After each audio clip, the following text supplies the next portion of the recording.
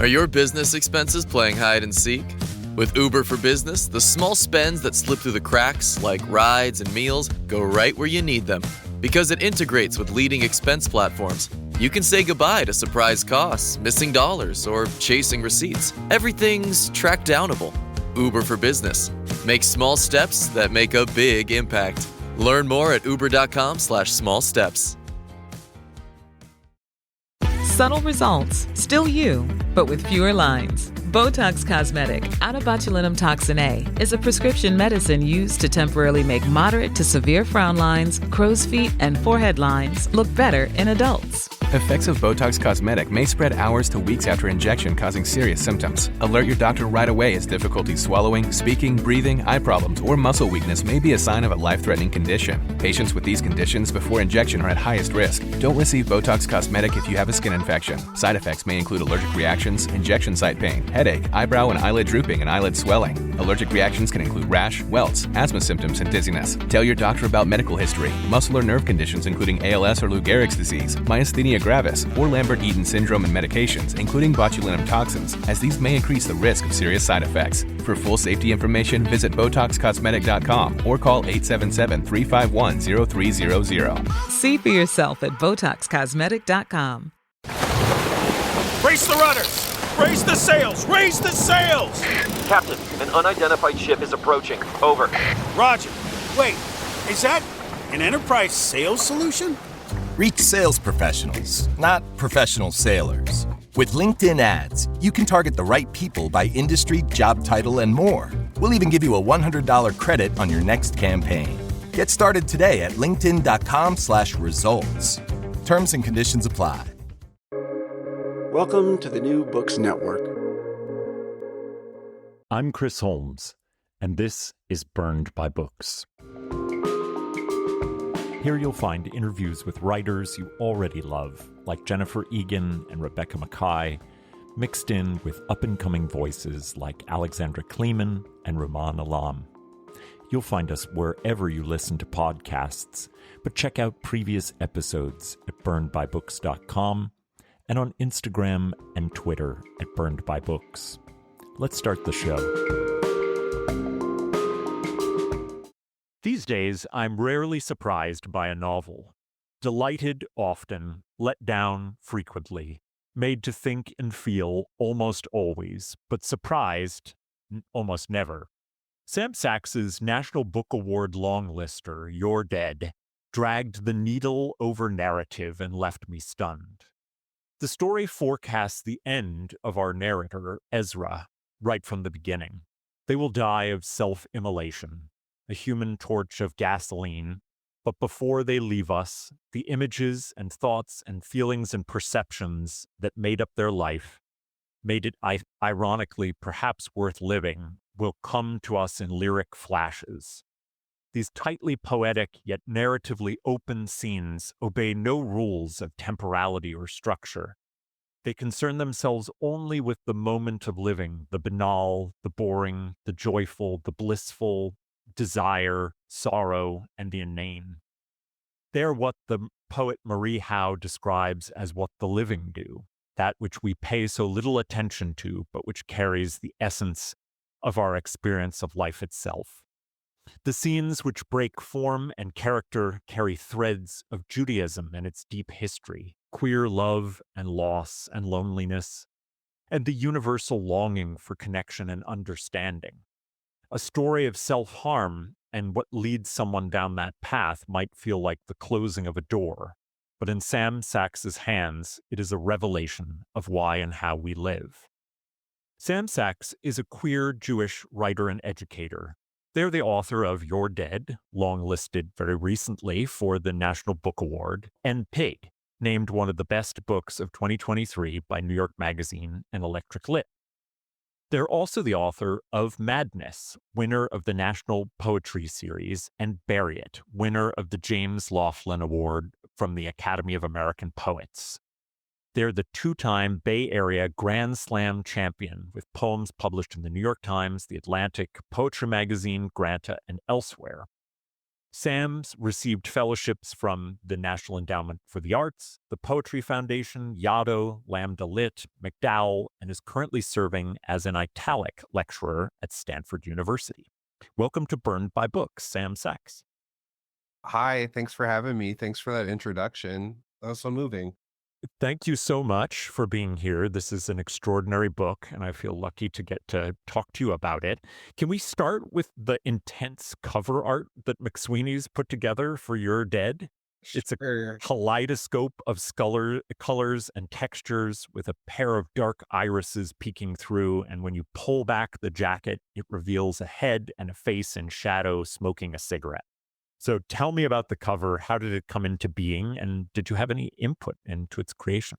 Yeah, I think one of the delights of working with McSweeney's is how open and collaborative they are and how imaginative they're willing to be with the whole design of the book, like thinking through the book itself as like an art object that's in conversation, right, with the text and not just like a container for it. Mhm. Yeah, we had a bunch of conversations. Some people came and went while making it. I think I'm trying to remember whose idea the die cut eyes were. Initially, they're going to have it be the whole cutout face, but then I think the eyes ended up just being a little more haunting. And yeah, I think we were trying to play around with the balance of the sort of all of the interior kaleidoscopic events, both in Ezra's life and like in their history and culture, that sort of leads them to the world of this book, and then also the sort of like singular silhouetted figure inside, and the balance between like the self and how the self is constituted from all of these different elements. There's also this like metallic thing on it, like which that. Yeah. yeah, I didn't know that was going to be on the book until I saw it at the SF Art Book Fair when they Oh my gosh. first had the book. Yeah, because for some reason, like the early copies didn't get to me because I was traveling, and then yeah, I first saw it there on a date actually, and I was like, check this out. Yeah, That is a very, that's a great, line for a date. that's right. Hi, beautiful, beautiful book. Yeah, yeah, that was highlight of the date. So, would you be willing to read the opening vignette of the book, which is about the myth of fire? And it sort of will set up for us the sort of arch metaphor of fire, but also the coming understanding that Ezra is going to take their own life. Yeah. There's this myth I love most about fire. And even though I can remember almost everything now, I can't for the life of me recall where it's from. Maybe a book, or maybe it's buried somewhere in the blood. That's one of the few hazy bits, the origins of things. Film decays as it turns in its projector. It isn't the Greek, that famous thievery where a man's liver is eaten by an eagle only to regrow again and again. Or those other thieves, the coyote, the beaver, the rabbit, the mantis, the crow, the dog, the spider. It's not the giant bear who hoards the stars to keep warm against the great black blanket of the sky, then lets one fall down to earth after seeing all humanity shiver. Not lightning, not stone. Not two cities punished for their want of pleasure. Not three men made to walk through fire to test their faith and, Hosanna, they survive. No. It is the story of a small child who opens her mouth to sing after her home's destroyed by a great flood. And when she does, instead of a song pouring out, flames. I loved this opening, and when I read it, I sort of gasped initially and needed to read it aloud to other people. That final, we get so much about the sort of myth of creation and fire's, connection to both creation and destruction. Will you tell us that final myth? What are you referencing there?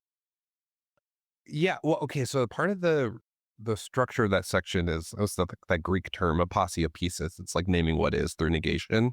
And so it's like, here's this accumulation of all these things that are not the case. And then it sets us up for this final moment. So this is a couple things. So there's a through line of like invented Jewish folktale that the father tells Ezra. Ezra's father tells him throughout the world of the book. And so in a handful of ways, this is like sort of referencing that ulterior world that exists through like the necessity of invention of like shattered or eradicated histories.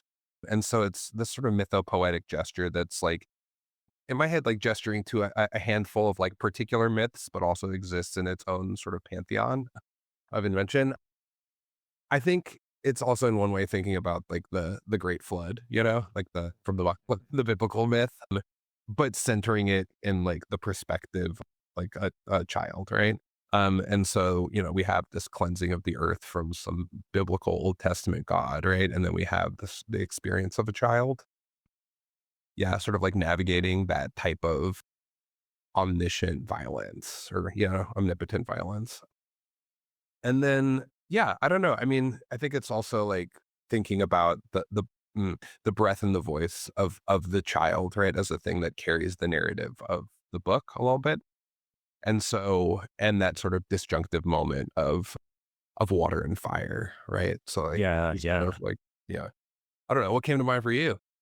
Oh, well, I just like there's so much, as you say, that is there that has, what we think of as kind of a proper mythological history to it, but Mhm. then things that I didn't know and sort of wondered about their inventive quality versus their connection to myths that I might know. But I like that in fiction. I like to Yeah. live in the world of invention that reminds me of things that have a longer history.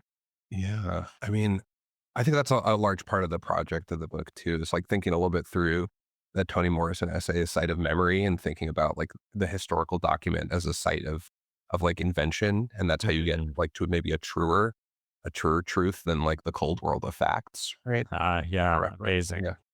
It's been forever since I read that. I teach it every year. So it's like very, very in front of minds. It's a great reminder to look back Mm. at it. So you are a poet as well as a prose writer, and these scenes and vignettes certainly feel infused with a poetic impulse. They're not bound by necessarily chronology, but rather by thoughts and experiences, and often by symbols and images. Can you explain how you came to take on this form for what we can at least putatively call a novel? And then maybe what things were surprising that came out of that process of using it as the form? Yeah. Thanks. I think there are probably two ways to go about answering that. I think there's like the practical one, which is like, I, I don't know. I have sort of addict a relationship to addiction when I'm writing. And so I need a certain kind of serotonin kick, when I'm finishing something. And so when I was imagining how I could like build out a larger sort of like narrative project, it was through these fragments, right? And so like I would be able to like accrete a handful, just like endless sort of iterations of this interior life of this person. And I have also a maximalist impulse. So I was like, let me just give myself a half page to a page and a half, right, of these vignettes, right, or these fragments of memory, and then let that be the container for like generating the material for the book. And so I spent like 7 years doing that. And I think this is probably like of what I'd written for this book, this maybe is like a fifth of the interior life of this Oh, person. wow. There's My like goodness. Oh, yeah, maybe. And then like culled it back, right, and clarified and polished and the whole sort of odd reassemblage process of revising or revisioning something. So I think so there's like the practical answer to that, and then there's also the sort of like political or aesthetic answer around sort of an argument the book is making about linearity in time and the mhm. sort of fictive nature of how we think of time as linear and how that doesn't sort of acknowledge not that whatever that sort of like Faulkner quote, right? The past is no is new and past, Mm. but like in a very material way, right? That in our language, right, and in our blood, right, and like history is like deeply sort of alive and informing our present movements.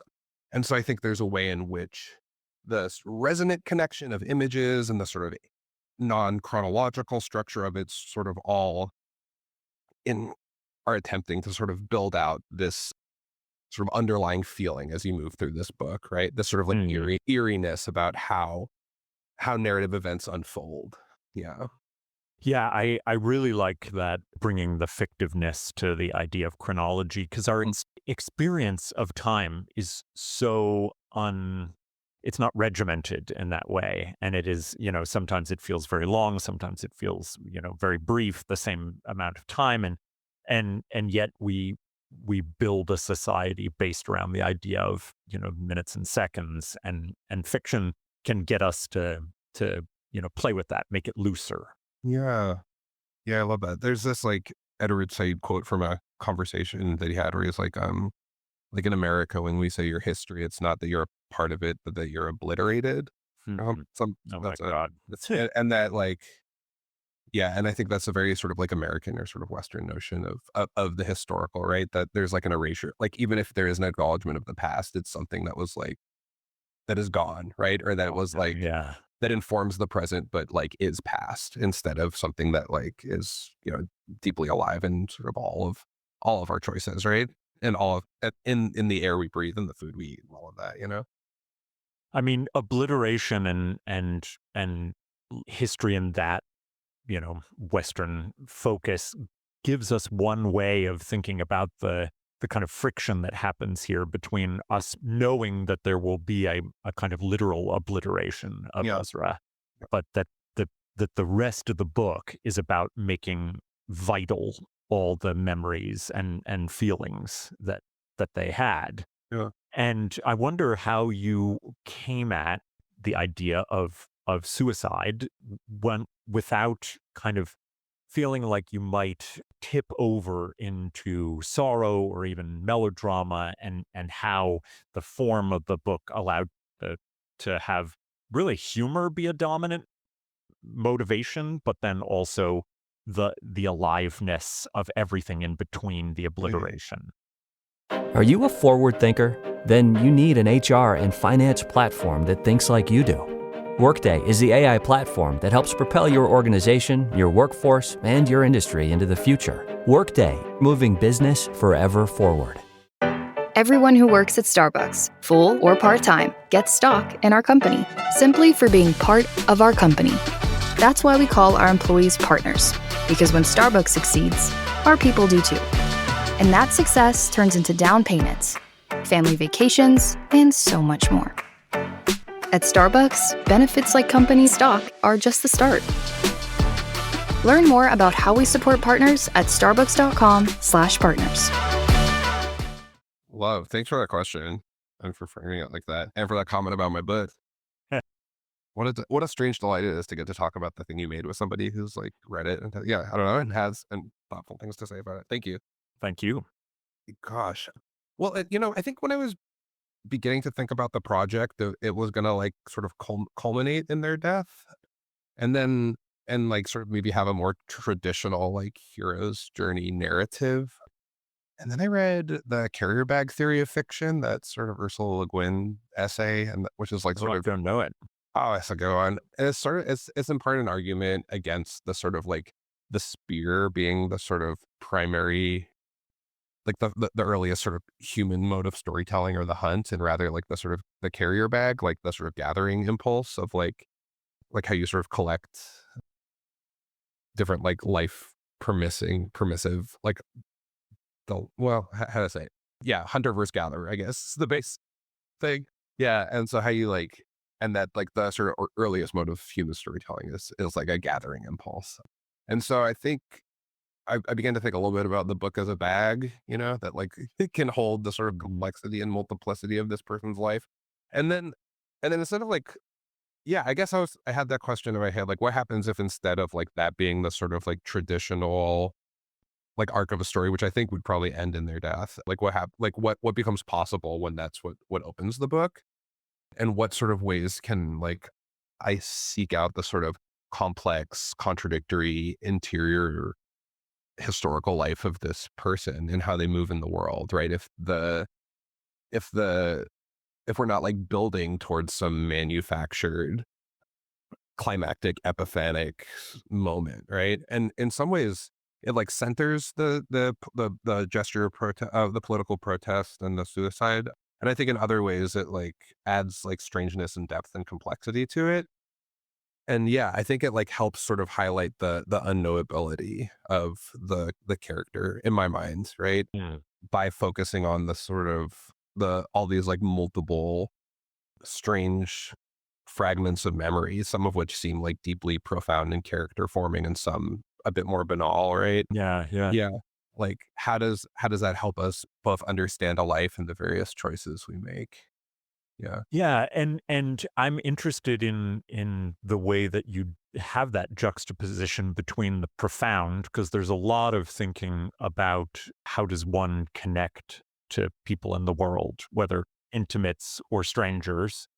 And then there's also, like, for example, there's Erica and Ezra's text conversations, Yeah, yeah, yeah. which are this very funny, light, almost gossamery kind of shorthand for a friendship that we don't get to see beyond the very light drawing that happens in the texts.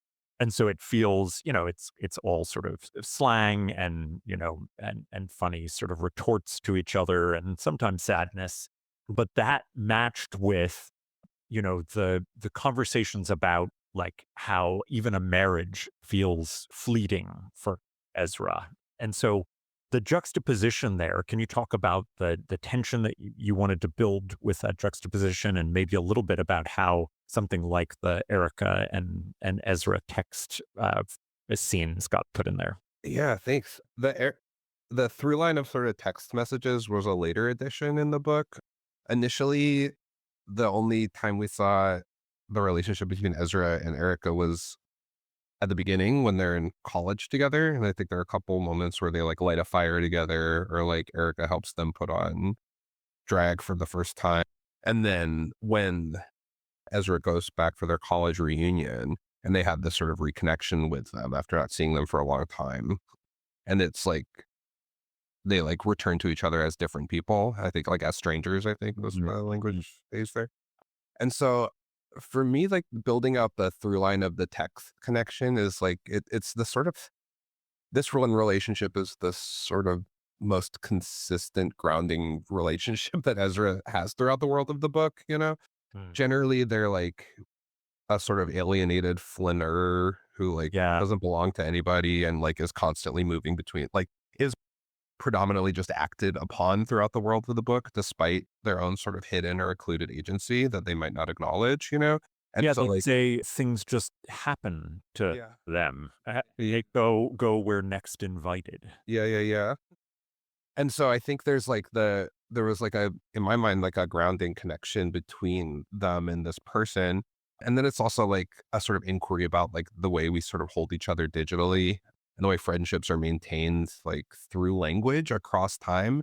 And then when they finally reconnect, right, it's like, it's lacking, sort of like despite them being touchstones for each other, right? And like they're both the reason they go to this reunion after a traumatic event happens at the university that Ezra had to flee. And so then they return and then like they hold each other, but then it also like doesn't have that sort of that gravity that like a friendship might have once had, right? Or it sort of loses its staying power. Hmm. Yeah, that's so true.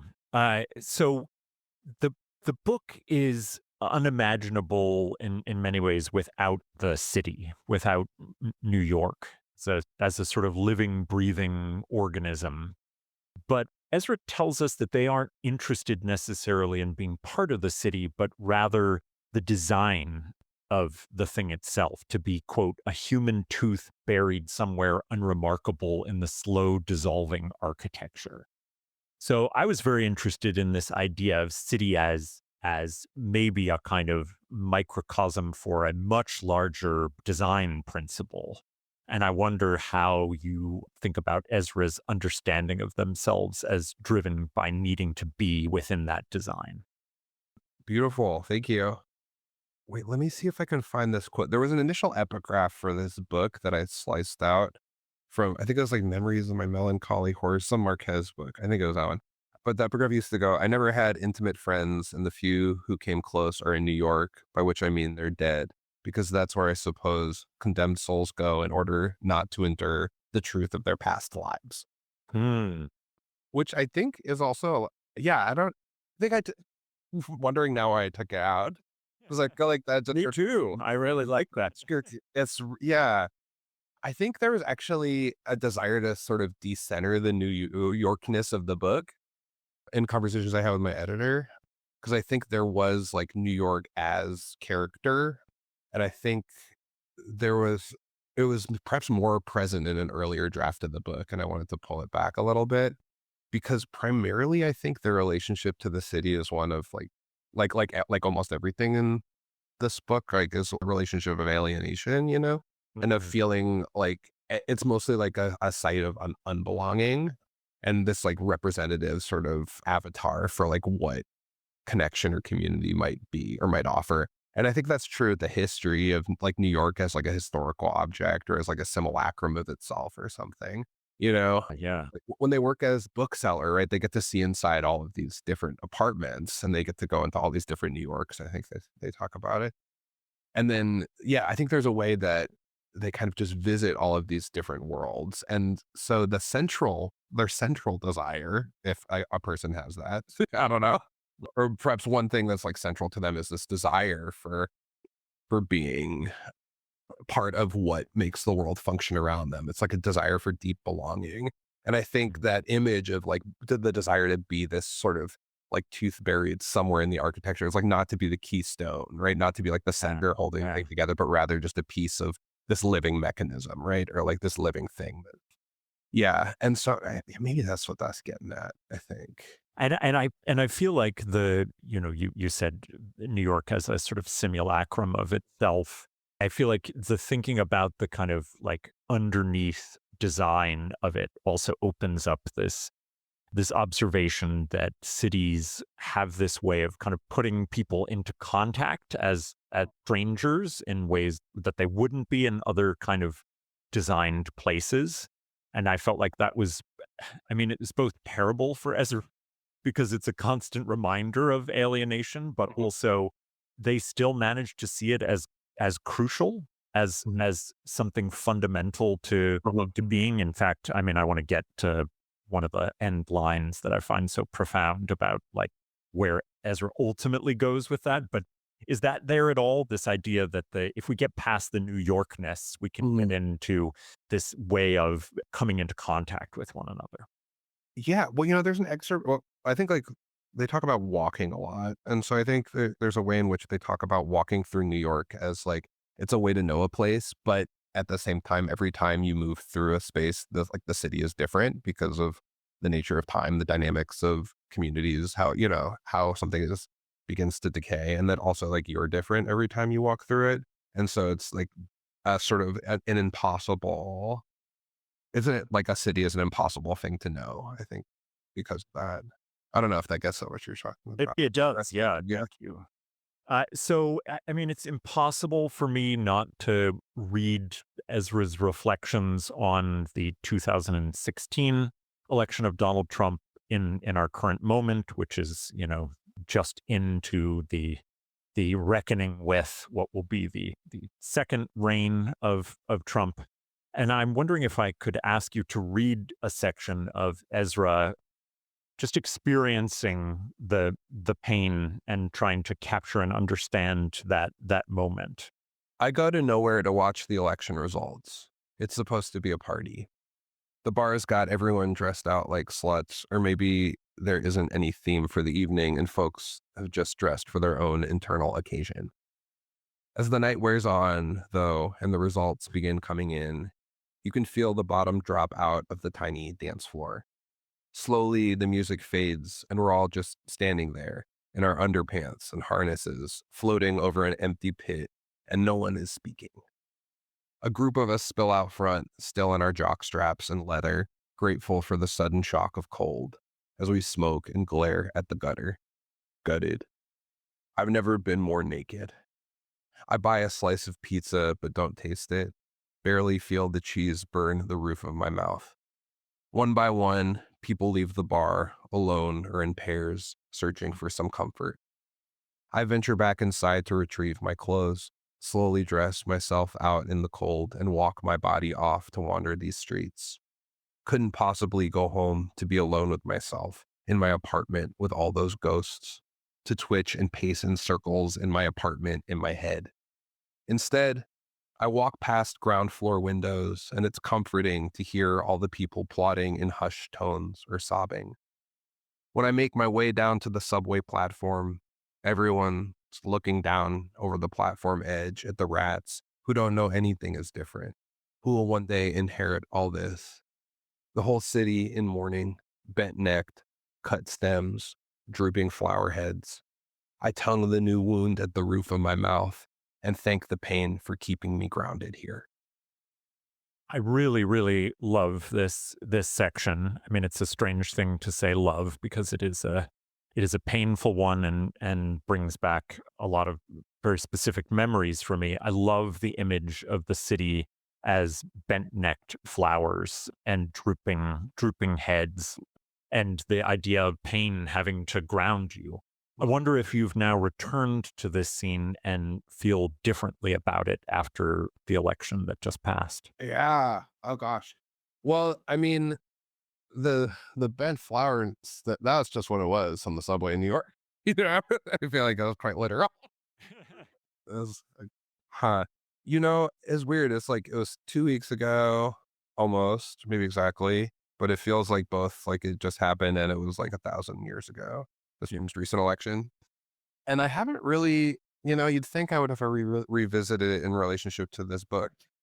But gosh, I don't know. I think I'm still trying to figure out, I think, what this book is now because it feels different than it did a month ago. I think a lot of, so I wrote this book over like 6 or 7 years. I think I mentioned like starting with his like Trump's last like 2016 run. And then as I began to work on it, it like slowly began to feel like it became historical fiction, right? I was like, how do I ground this in 2016? How do I hold on to this memory? A lot of the sort of nightmarishness of it as time moved on began to feel like over dramatic or something, and like, I feel like I had to continue to edit out the sort of like high intensity or like the melodrama of what it felt like. But now I don't know. Now I guess that's all rushing back. Yeah. So I don't know. I mean, my personal experience with the election's just different because the world's different and I'm different. Yeah, I don't know. Things are really bad though. Yeah, well, probably worse. Yeah, Yeah. I fear you're correct. yeah.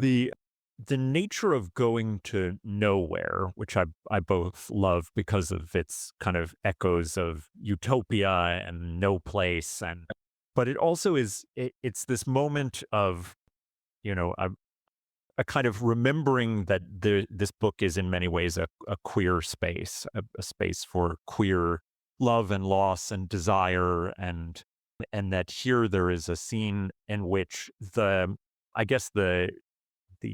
costuming of queer joy is abandoned and made into sort of emptiness and nakedness.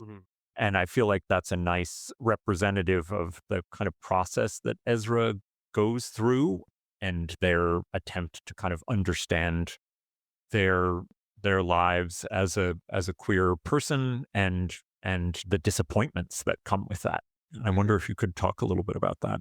Like Ezra is often like sort of interacting with the sort of both like political aesthetic and like queer function of clothing, adornment, and performance, right? And the sort of trying to like how the body is dressed and how the body is read as it moves through the world. And I think there are moments of like deep empowerment, like the first time they get into drag and they think they're going to see their mom, but like they see this other like messy bitch that's really powerful.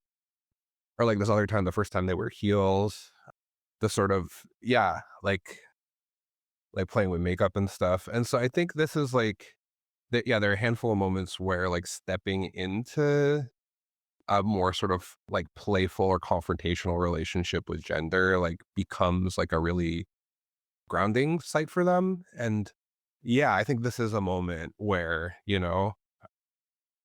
they're entering like a room sort of dressed for a celebration. And then when it turns out it's actually like a funeral, like then everyone's sort of wearing their slutty celebration garments, and like that there's a sort of profound emptiness that comes alongside that, like you'd be dressed for the party, and then Yeah. I'm wearing the wrong clothes.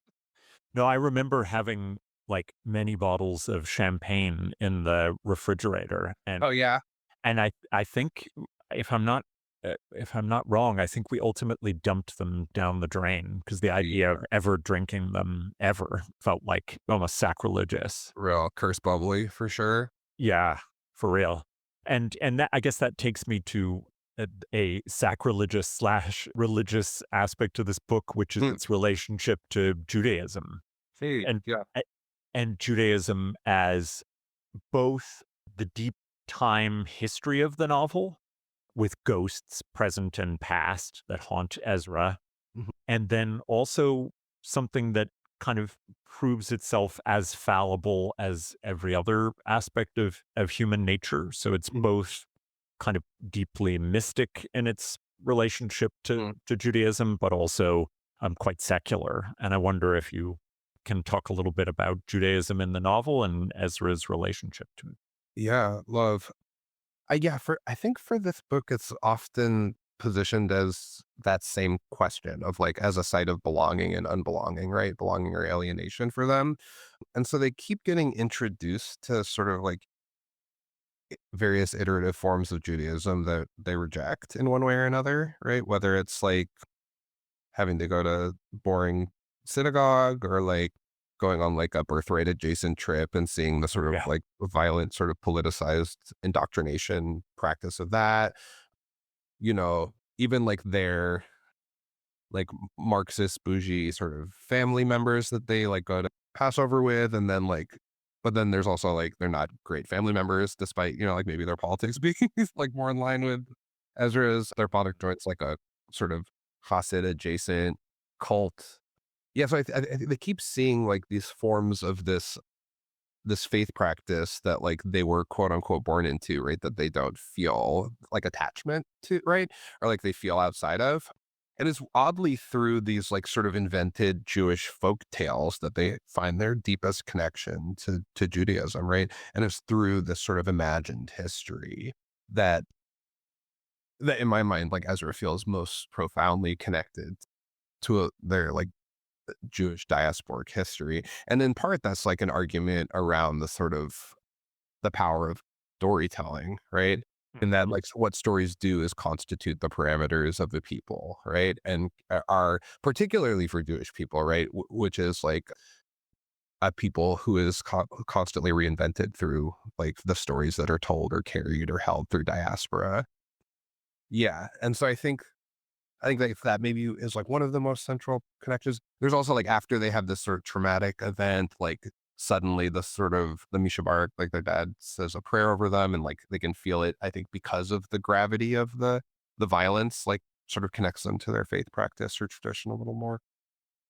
Yeah, but I think well, and then we got the sort of deep diasporic family history stuff, which really Yeah, involved and the transformation, the evolution or devolution, if it's going back in time, but where narrative and body is Yeah. you get an embodiment of that. Yeah. Yeah, so okay, so in an earlier draft of this book, which maybe is interesting, like that was probably a third of the collection. So Ezra goes back and embodies their like great grandmother and then her child. Yeah, who earlier we meet in the book as this sort of like venerated figure that they're like bougie Marxist family like holds up in high esteem. And then when we return to him later in the book, it turns out he was kind of just like a coward shyster who like left his family behind. Anyways, yeah. So an earlier draft of that was like a much larger part of the book. And then I don't know, I think I got more interested in having a bit more ambiguity into whether these are like like actual sort of blood memories that Ezra is re-inhabiting, right? Or if they're how they're reconstructing that history, right?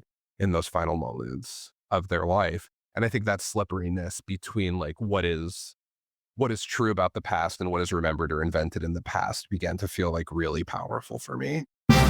Today's top story, the flavor merger of the century between the Peanut Butter Group and Chocolatey Corp. Joining me is a PBC executive. Thanks for having me, Barry.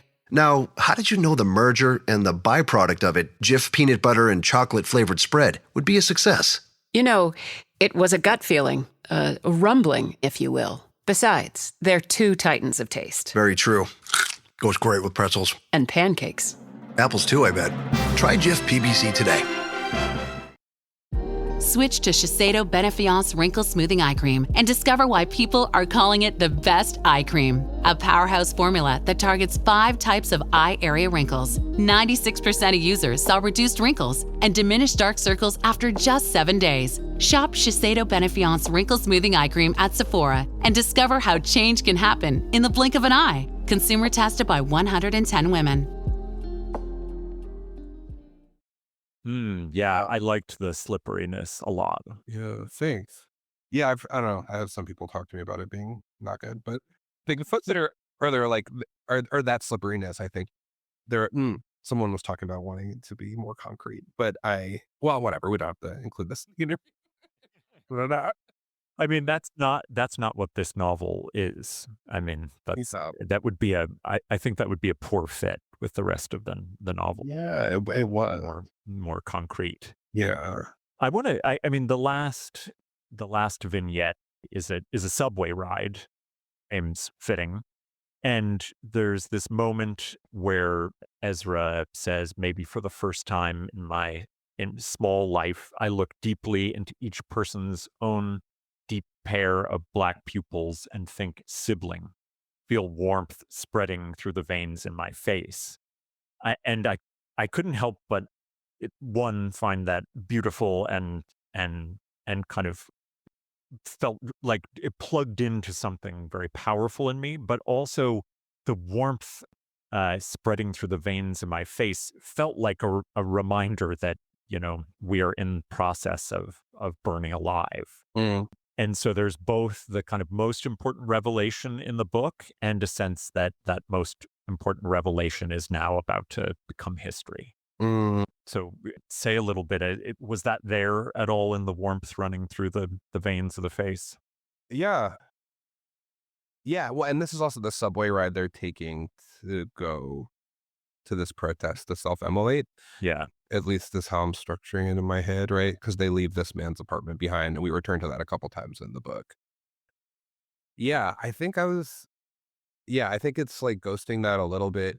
I also think it's like estranging the relationship to like the body and like how blood moves in the body, which also like echoes how people move through a subway system versus how like heat moves through a body.